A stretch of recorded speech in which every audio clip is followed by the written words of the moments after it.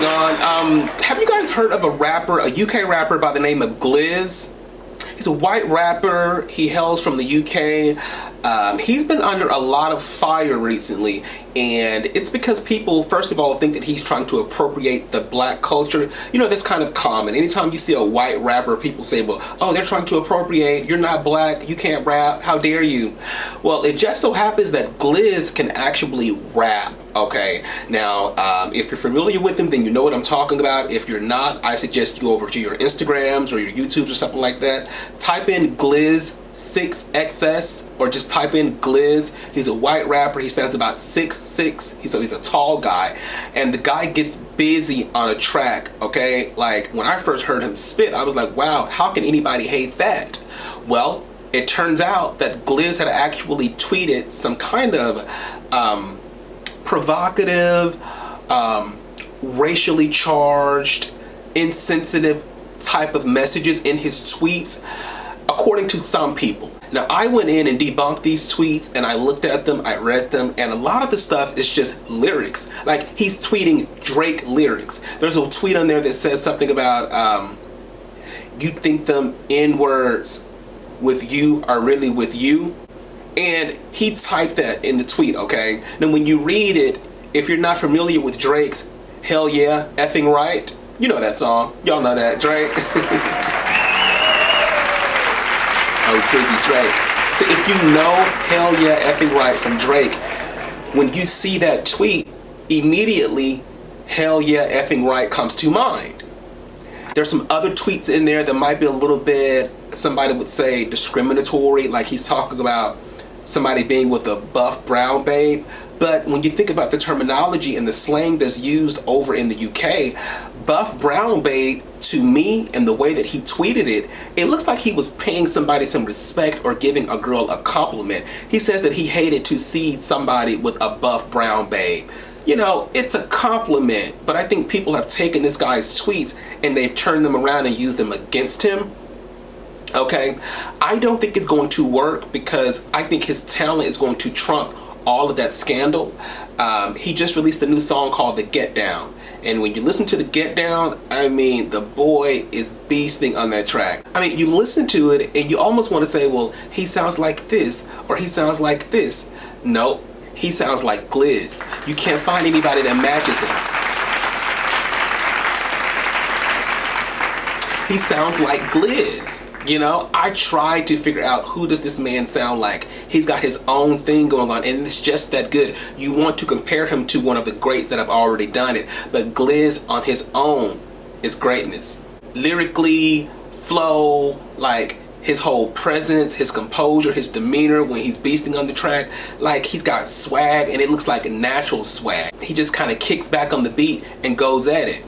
And so Glizz recently gave an interview to ZZ Mills. This is after the scandal broke, right? Because people had basically canceled Glizz, and it was just based on those tweets and stuff like that, right? They're saying that he spoke in Yoruba, and that's not his native language. And to the natives, they took that as an insult. You know, how dare you come in and try and speak our language?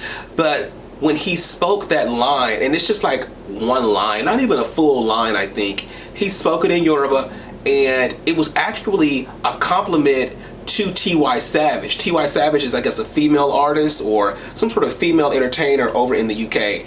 And I guess she's attractive. I guess she's somebody who Glizz desires to be a significant other, if not a sex partner. Okay? But the line was him paying respect and complimenting T.Y. Slay.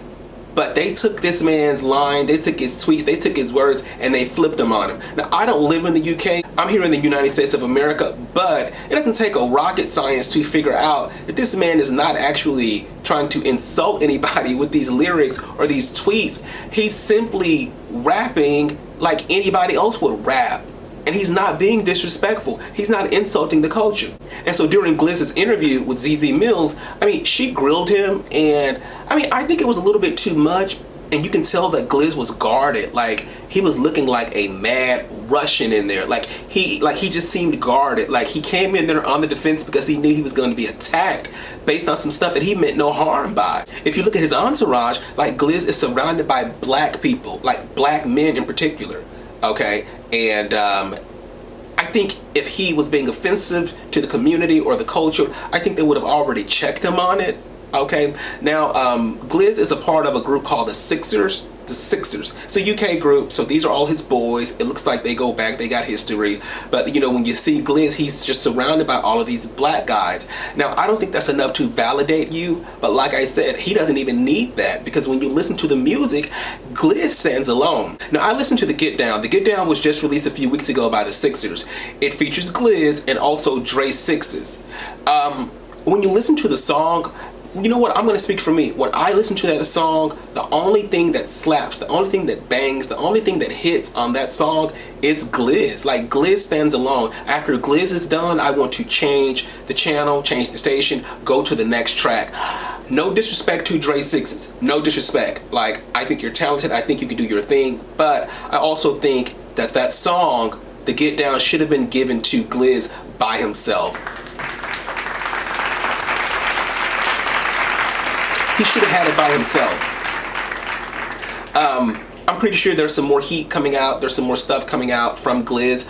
I'm excited to see it. I'm excited to see what this guy has coming. A lot of people have been giving him flack because he's got labels interested in him now. Yeah. He's got labels coming after him, and a lot of the black community over in the UK are upset about that because they feel as though, well, how dare you come in and try and take what we built and get a record deal when there's guys who have been out here for years, decades, doing the same thing you do and doing it better, but still can't get a record deal. Oh, it's because you're white. That's what they're saying. This is the kind of heat that Glizz is facing over in the UK. And when he had his discussion with ZZ Mills, like, he basically admitted to that. He understands what his privilege is, but he also doesn't think that it should block him from his destiny, like from his goal, from his dream, from his career as a rapper. He doesn't think that's okay. And, you know, if I detected or felt like he was appropriating or trying to come in and do something that he's not built for, then I will be against it. But like I said, if you watch this man's footage, if you watch his visuals, if you watch his content and listen to his music, if he's writing all of that, which I presume he is, I have to say that this man is not appropriating. This man is not trying to steal from the culture. He's just simply doing it. He's doing it quite well.